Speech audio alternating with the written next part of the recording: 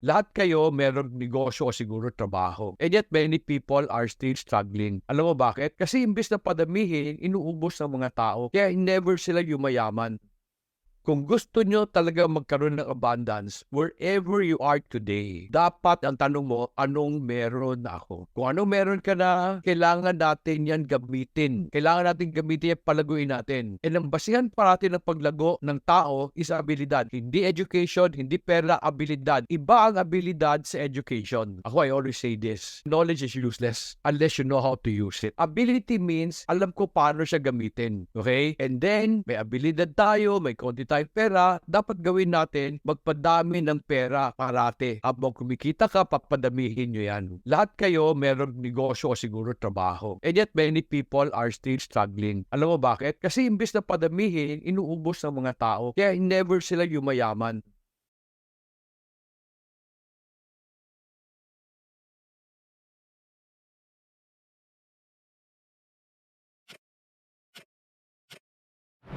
I just want you to know that according to the Bible, ayaw ni God na merong mahirap sa atin. And you basically see that in Deuteronomy chapter 15 verse 4. And let me read that. No? Sabi niya, however, there will be no poor among you, since the Lord will surely bless you in the land which the Lord your God is giving you as an inheritance to possess. Di ba, we call ourselves a Christian nation, and ang weird sa atin is, ang daming mahirap sa Pilipinas. And karamihan sa inyo ng mga OFW, nag-OFW because nga ang hirap sa Pilipinas. So tanong, bakit ganon? Kung ayaw ni God na merong mahirap sa atin, bakit maraming naghihirap and mahirap pa rin? Alam mo, I want you to know that yung sinabi ni God in Deuteronomy 15:4 na ayaw niya ng may mahirap sa atin, meron siyang kondisyon na binigay sa verse 5. In verse 4 sabi doon, no, there shall be no poor among you. However, in order for us to have no poor among us, sabi ng verse 5, if you only listen obediently to the voice of the Lord your God, to observe carefully all this commandment which I am commanding you today. Unfortunately, dito sa Pilipinas, ang belief natin ng commandment ni God is to be spiritual. May nagko-comment sa mga sinishare ko sa Facebook, sabihin nila, I am praying that God will bless me, I will give to the church pag kumita ko, I will do mission pag God bless me. Yung ba talaga gusto ni God para niya tayo i-bless? Ako, by now, you know that I'm a very practical person. And naniniwala ako na maski hindi ka mag-promise kay God na magbibigay ka sa mahirap, tutulong ka sa simbahan, gusto ka i-bless ni God, not as a condition, but He wants to bless you so that pag meron kang sobra, makatulong tayo. So I really believe the Bible holds very practical principles, and yun ang gusto ko i-share sa inyo today. Gusto ko ituro sa inyo kung ano ba yung sinasabi ni God na the reason hindi tayo dapat maghirap kasi sabi niya naman sa Deuteronomy 8:18, but you shall remember the Lord your God, for it is He who is giving you the power to make wealth, that He may confirm His covenant which is toward to your father today. Friends, God has given all of us the power to make wealth. Meaning, yung kaunti natin, gusto niyang padamihin. So, ang tanong, kung ayaw ni God may maghihirap sa atin, bakit maraming mahirap? One, because we don't follow His ways. And second is, kasi hindi natin naintindihan ano ba talaga ang ibig sabihin ng wealth. Let me ask you a question. Kayo, para sa inyo, what is wealth? Ano ba ang concept ng yaman sa inyo? What is wealth? How is that measured? To many people today, wealth is measured by money. Kung gusto mong matawag na mayaman, dapat marami kang pera. And yun ang basihan ng yaman. Sabi ko sa inyo kanina, the reason why marami naghihirap sa atin, kasi hindi natin naintindihan yung concept ng wealth. Let me show you the idea of wealth in the Bible doon sa Deuteronomy 8:18. When I check kung ano ibig sabihin ng wealth in Hebrew, the word is chayil. It is not about money. It is about physical strength and noble character. Sabi niya, ang totoong basihan ng yaman is physical strength and noble character. Ang ibig ba nitong sabihin, pag malakas ka at saka tama ugali mo, mayaman ka. No, no, no, no. Ako naniniwala pa rin ako na gusto ni God marami kang pera. However, in order to have a lot of money so that you can be a blessing to other people, ang gagamitin natin, physical strength and noble character. Ulitin ko ha. To many of you, naghahanap kayo ng magandang opportunity para yumaman. Yung magbibigay ng pera sa'yo. At sinasabi ng Bible, kung meron kang physical strength and noble character, pwede kang yumaman. Today, there are many wrong concepts on paano pagyaman. Ako naman, I'd always want people to understand paano ba talaga gawin ang yaman. You see, magsasabi natin mayaman ng isang tao pag meron siyang sobra-sobra, di ba? Pag nakabless siya ng maraming tao, sabihin natin mayaman yan kasi daming sobra. So therefore, it's also the same concept as being fruitful. Kasi ang concept ng fruitful means maraming sobra yung tanim na pwede siya mamigay. Yun ang ibig sabihin ng concept ng fruitful. If you have been following me, you know that the basis of most of my teaching is Genesis 1:28.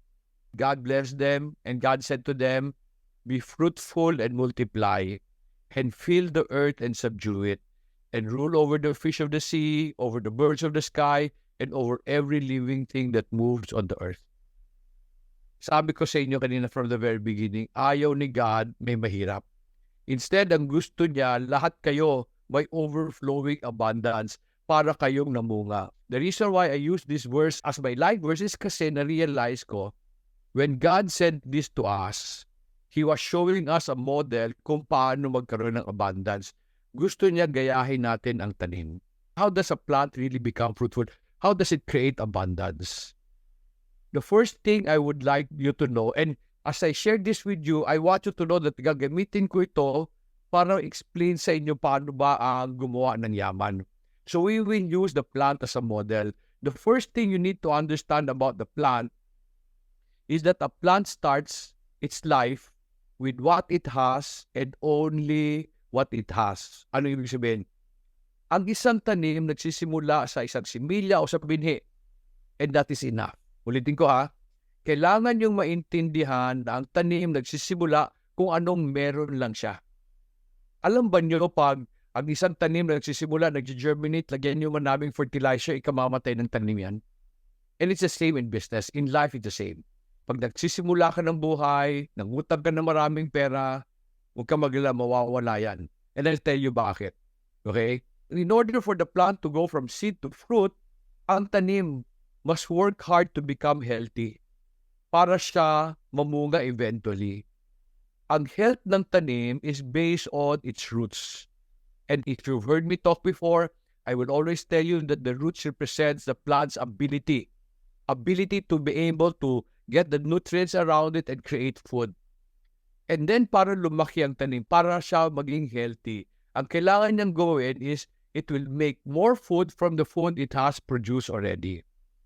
Now, I'd like you to start imagining ano ituturo ko sa inyo. Kung gusto nyo talaga magkaroon ng abundance, wherever you are today, dapat ang tanong mo, anong meron na ako? Kung anong meron ka na, kailangan natin yan gamitin. Kailangan natin gamitin yan, palaguin natin. And ang basihan pa natin ng paglago ng tao is abilidad. Hindi education, hindi pera, abilidad. Iba ang abilidad sa education. Ako, I always say this. Knowledge is useless unless you know how to use it. Ability means, alam ko paano siya gamitin. Okay?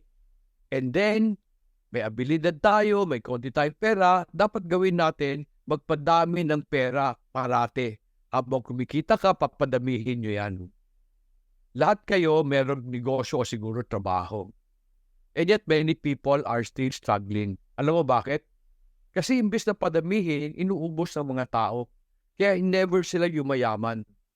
Okay? Now, I'm sure you have heard of me from many of these financial advisors, financial guru. Okay? And I like what they teach, pero I'm a businessman. And I'd like to teach you how to make money, not by investing, but by using what you have and the abilities you have already. As the plant grows, I need you to understand that a plant saves so that it can produce fruit. What does that mean? Ang bunga, hindi ginagawa yan overnight. Ang bunga, iniipon niya ng tanim over months, over time. Kaya nga, di ba, merong panahon na sinasabi, o panahon ng pagbunga. Meaning, nakaipon na siya ng maraming pagkain, ilalabas niya na. So, ang tanim nag-iipon. Minsan, sinasabi ko, buti pa yung tanim, marunong mag-ipon. Yung tao, hindi nag-iipon. Iyan, gusto niya yumaman. So, the plant saves food in order to prepare to produce fruit. However, meron din siya ibang gamit. A plant also save so that it can survive calamity. I'm sure narinig nyo na ito, emergency fund. Well, emergency fund is good. Ako, you need to save beyond emergency fund. Kasi minsan may calamity na hindi nako-cover ng 3 to 6 months. Oftentimes, I hear financial experts say, emergency fund. Para pag nawalan ka ng trabaho for 3 to 6 months, you can survive. Paano pag nag-pandemic tayo? The pandemic lasted more than 2 years. Kung ang ipon mo pang 3 to 6 months lang, patay. Kaya maraming nalugi during the pandemic. Anyway, I will explain this more as we go to the area of savings. Ang tanim naman, eventually namumunga. I need you to understand that plants do not work for their fruits. Fruits are natural byproduct of abundance. Pag healthy yung tanim, kusang lumalabas ang bunga. And yun din sana gusto kong isipin nyo. Gusto ba niyong yumaman? Ang yaman, hindi hinahanap yan. Ginagawa yan. Dumadating yan siya sa tamang panahon. If I can just summarize the things I shared with you, I need you to understand kung saan ka man galing today. Whatever you have is your seed. Gusto mo magkaroon ng sobra in order to produce a lot of fruit, kailangan natin palakihin yan, palaguin. At ang basihan yan parate, abilidad. When I say this, I feel sad because parati lang sinasabi sa inyo ng maraming financial guru, ang pagpalaki niya is investing. I believe in investing, pero hindi ka papayamanin ng investing. I'll show you as we go on. Ang nagpapayaman talaga sa'yo, kunin mo kung anong meron ka, gamitin mo abilidad mo, mas mabilis ang yaman doon, and then sa tamang panahon. Sa tamang panahon, mamumunga ka rin. So I'd like you to remember that. Ang yaman, hindi hinahanap yan. Ginagawa yan. Di ba? I would say, fruits are things you produce, not things you hope for. Hindi ka magtatanim hoping na, ay, sana mamunga yan. Tinatrabaho yan. Kung gusto mo mamunga isang tanim, kailangan trabahuin mo yan. In the same way, wealth are things you create, not things you look for. Today, ito ang tanong ng maraming tao. Saan ko ba makikita yung yaman na yan? Marami nag-abroad. And in fact, I feel proud of all of those who went abroad because talagang nagsikap kayo. Pero on the other hand, hindi naman lahat na nag-abroad, di ba? Yumaman. Kasi hindi nila naintindihan paano gamitin kung anong meron sila para magkaroon ng abundance. Marami nag-migrate. Today, I often see sa YouTube stories of people from Canada needing to come home. Nagkamali ba sila ng pagpunta nila? Hindi siguro. Feeling ko, hindi sila yumaman sa Pilipinas, pagpunta nila sa Canada, dala-dala yung ugali na yun, kaya hindi sila yumaman kasi hindi nila naintindihan talaga paano gamitin ko anong meron sila para mag-produce ng yaman. Friends, I don't know if you have read my book, Creating Wealth and Managing Finances. In that book, ito yung laman yan. In-expand ko lang yung number 3 and 4, isang chapter lang yan doon. Pero in that book, I explained how you start, only work and create wealth. Savings will make you rich, and under that, yung utang. And then I also talk about removing leakages and building wealth on top of wealth. When I was preparing for this session, I thought of revising or expanding the lessons. You know, I published Creating Wealth and Managing Finances in 2018. And since then, marami akong na-realize na gusto ko idagdag sa inyo, makatulong man lang ako.